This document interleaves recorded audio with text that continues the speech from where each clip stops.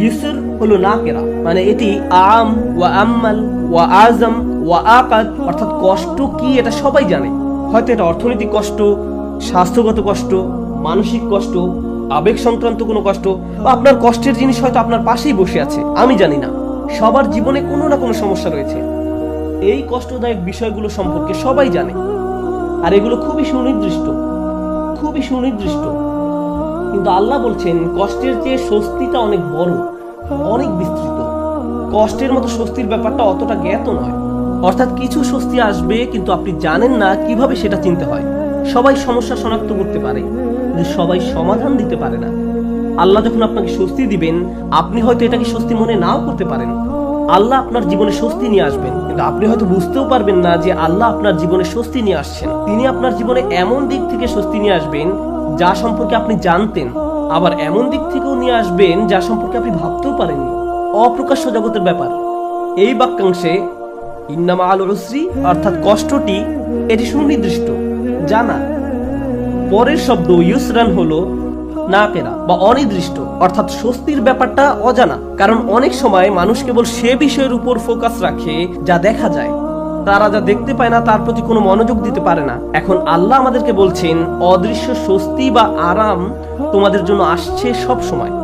এই অদৃশ্য স্বস্তি সব সময় বর্তমান। আরবি ইন্না শব্দের অর্থ নিশ্চয়ই। আরবি ভাষাবিদরা ইন্নাকে বর্ণনা করছেন হারফুন লিজালাতিস সাক, অর্থাৎ ইন্না বাক্যে ব্যবহৃত হয় সন্দেহ দূর করতে। একটা সহজ উদাহরণ দিচ্ছি। আপনি যদি কোনো সমস্যায় পড়েন, ধরুন সমস্যাটা দেখা দিয়েছে চাকরির কাজে বা পরিবারে। এখন কেউ এসে বলল, আরে ভাই এটা কোনো সমস্যাই না। আপনি বললেন এটা একটা বিশাল সমস্যা। অর্থাৎ সমস্যাটা সম্পর্কে আপনার মনে কোনো সন্দেহ নেই, কিন্তু সমাধান নিয়ে সন্দেহ আছে। সমস্যাটা কি, কোন দিন শেষ হবে, এই বিষয়ে আপনার সন্দেহ রয়েছে। সহজ সময় কোন দিন আসবে, কোন সমাধান আসলেই কি আসবে, এই বিষয়ে আপনি সন্দিহান। সুতরাং সমস্যার ব্যাপারে মানুষ পুরোপুরি নিশ্চিত থাকে, কিন্তু সমাধান আসবে কিনা এই ব্যাপারে তারা সন্দেহপ্রবণ। সহজেই আমরা আশাহীন হয়ে পড়ি। আমরা চিন্তা করতে থাকি, ভাই এটা সবসময় এমন খারাপই থাকবে, কোনো দিন এই পরিস্থিতি উন্নতি হবে না। আমরা এভাবে নিজেদেরকে বলি। তো আমরা নেগেটিভের ব্যাপারে অনেক বেশি নিশ্চিত থাকি, কিন্তু পজিটিভের ব্যাপারে নিজের মনে কোনো নিশ্চয়তা থাকে না। ইন্না যে শব্দটি সন্দেহ দূর করে তা ব্যবহার করে আমাদের জানাচ্ছেন কোনো সন্দেহ নেই, স্বস্তি রয়েছে কষ্টের সাথে।